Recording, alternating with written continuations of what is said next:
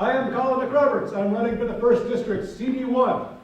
It is, as I'm sure you are aware, as people who live in CD1, a district that has traditionally preferred candidates of a slightly more Republican bent. By which I mean it's been a lifetime or more, maybe not for some of you, but a lifetime for a lot of people since a Democrat has won this seat. That's what I mostly talk about, because that's what people want to know. How can you win this election? A few days ago, I was in Topeka, meeting with the press at the state capitol. And I stopped on the way home at a coffee shop, and I sat down just to do some emails and do my normal sort of campaign stuff. And I got an email from a young person, a Kansan who's now off to college in Maryland, and he wanted to know, more than anything else, how can you win this race? I like your policies, I like what you're saying, I like your speeches, but how can you win? And I took a second, and I wrote back to him. And what I said was, listen here, you son of a... I thought about it for a second, and while I was thinking about it, I heard a couple next to me, and I was trying not to eavesdrop, but they were talking about the midterms, and I heard the name Trump come up, and I kind of realized for a second, I'm in Topeka, but I'm pretty close to the 1st District, and I should probably go do my job. And so I stood up and I took some campaign literature and I went over to them and I said, hi, I'm pleased to meet you. I'm Colin McRoberts. I'm running for Congress. I'm going to be in those midterms. I couldn't tell from your conversation which side you're on, but I'm really curious what you think about the midterms, because that's kind of what I do now. I don't think of myself as a politician, but I am what I am, and that's what I do. And they started to explain to me that they're Republicans, but nothing will get them to vote for an incumbent in 2026. Wow.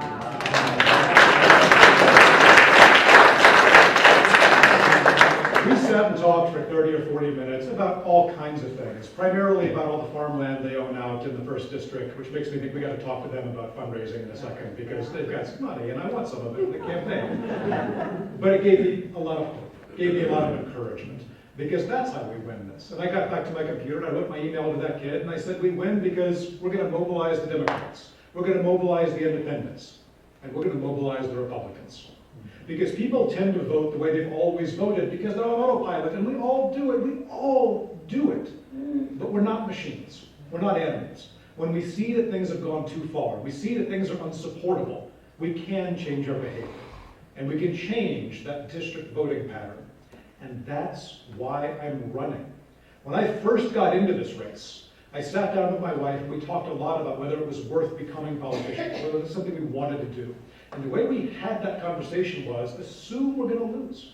For the sake of argument, assume a 0% chance of winning, is it worth running? And we talked about it, we decided yes. Because we win anyway. Winning this campaign doesn't mean I go to Congress. I teach at KU, I love my job. I don't need to go to Congress to be happy. I need to make a difference to be happy. And that's what a strong campaign does. The point of this campaign is to change the 1st District going forwards so that it is not party property anymore, so that it's not a safe seat for anybody going forwards, because safe seats make weak politicians, weak leaders, and we have seen what weak leaders do to Kansas, not for Kansas, to Kansas. And the 1st District is suffering under that. And that's the other reason we can win this campaign, because we can win the election, because Kansas is seeing what happens when they have a representative who truly, absolutely does not care what happens to his district. We're seeing what happens when tariffs eat out the heart of the agricultural market that we depend on. Only 4% of this district are farmers, but all of us depend on the work that farmers do. That is our economy. And it is getting hammered by tariffs, by economic policies built by people who think they can get away with it because they assume there will never be a consequence, because Kansans will vote the way Kansans are told, because Kansans always do that. And they are in for one hell of a surprise. Because once we take that away from them, we end this policy of safe seats, we make them show up. I'm here. I'm talking to you. Tracy Mann will not be. You can look at my website. You can see the events, the work I do to get out into the district. You can look at his website, and it is blank. They don't do that anymore because they don't need to do that anymore. And that's what got me into politics in the first place. I went out to Oakley to hear Roger Marshall talk about his healthcare policies. I was there at that disastrous town hall where he ran away. If you saw the video, you probably saw my video. That's what went viral. And I remember driving back to Lawrence afterwards and thinking, how can he be so bad at this? I teach. I've got teenagers in my classroom who do better presentations than he does. Why is he so incompetent? Setting aside the moral value of it, the ethical value of it, just do your job. And he didn't have to. And that's what made me realize it's the safe seat. If you don't have to work, you don't work. And he doesn't work. And Tracy Mann is the exact same. But to make it happen, to win this election, we can't just say, hey, Tracy Mann's a bad guy, he's a bad representative. We've got to show that we can do something better. And so I've got platforms like everybody else, but we're trying to be as practical and as realistic as possible. What will we actually do that makes a difference? Affordability, accountability, progress. Affordability is the word on everybody's lips this election season. I'm not the only person who's going to be talking about it, whether it's Trump telling you that it's a hoax or every other politician, Republican, Democrat, or something else telling you, oh, actually, no, this is kind of a problem, and let's see what we can do about it. The answer in Western Kansas, relatively easy. We amend the trade acts that have put the tariff powers in the hands of presidents. We take that power back and put it in the hands of Congress, where the Constitution expects it to be. It was a mistake to give presidents that power in the first place. Again, this is a coalition policy. This is something Republicans can get behind because we're not doing this just to take a power out of Trump's hands, but out of every president's hands to make trade a stable thing. It's not that no tariff is good. I'm a Democrat. There are tariffs I've supported in the past, but tariffs need to be rational, and they need to be careful, and they need to support American business instead of destroying it. Then accountability. Accountability is a trickier thing because everybody wants, at least on our side of the aisle, impeachments. But Donald Trump ran to be retribution. He promised his followers, I will be your retribution. We can't win the first district like that. I'm not running to be anybody's retribution. I'm running because accountability is moral, ethical, legal, and the right thing to do. And there are ways to do that that, again, are not based on just what's happening this year, but building a better democracy going forwards. One of the policies I've been working on, one of the policies I'm advocating now as a platform for my campaign, is amending Section 1983.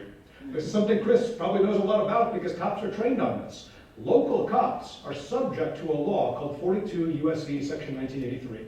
It means they can be sued if they violate somebody's rights. And it's one of the many reasons why local cops really don't want to violate somebody's rights because there are consequences for it. But Section 1983, which is 150 years old, was passed in the 1870s as the Ku Klux Klan Act, as an anti-Ku Klux Klan, doesn't apply to federal officers. Has never applied to federal officers. So if an ICE agent, for example, does an illegal search, an illegal arrest, an illegal murder, there is no right to sue them under Section 1983 because there never has been. We should amend Section 1983 to include the federal government as well. There is no reason not to take place to the same statute.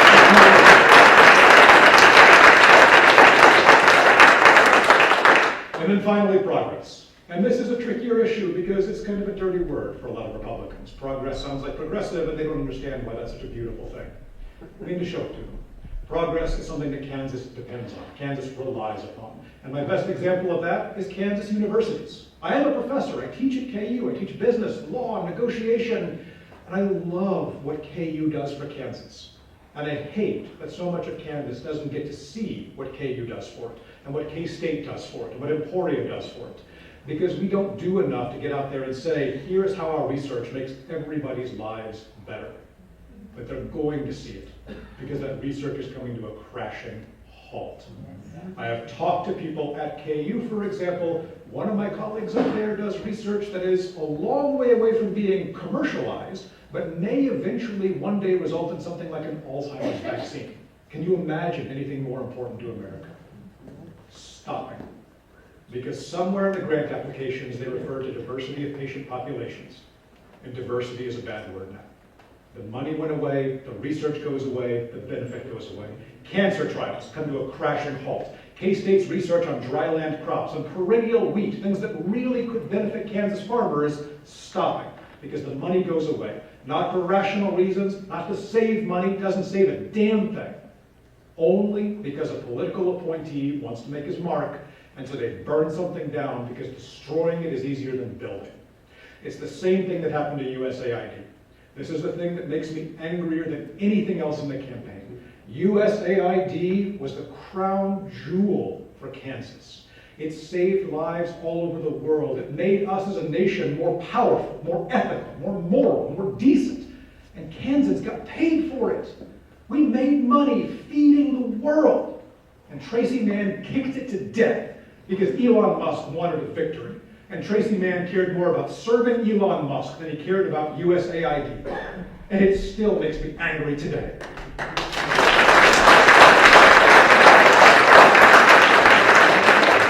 And Tracy Mann is sponsoring a bill, along with every other Republican in Congress, admitting they made a mistake, pretending they're going to take that money and put it back into the USDA and rebuild USAID. It took Bob Dole and other politicians a generation to build in the first place. Men who've never built anything in their lives are not going to repair it. It is a fake attempt to rebuild what they've destroyed. We need to do the real thing. And progress for Kansas means rebuilding USAID, rebuilding the research programs that bring medical and scientific innovations back to Kansas, putting us back on the path to sustainable, real progress. That's what I'm running for. Accountability, progress, I'm Colin McRoberts, running for the 1st District. I appreciate your support. Thank you so much.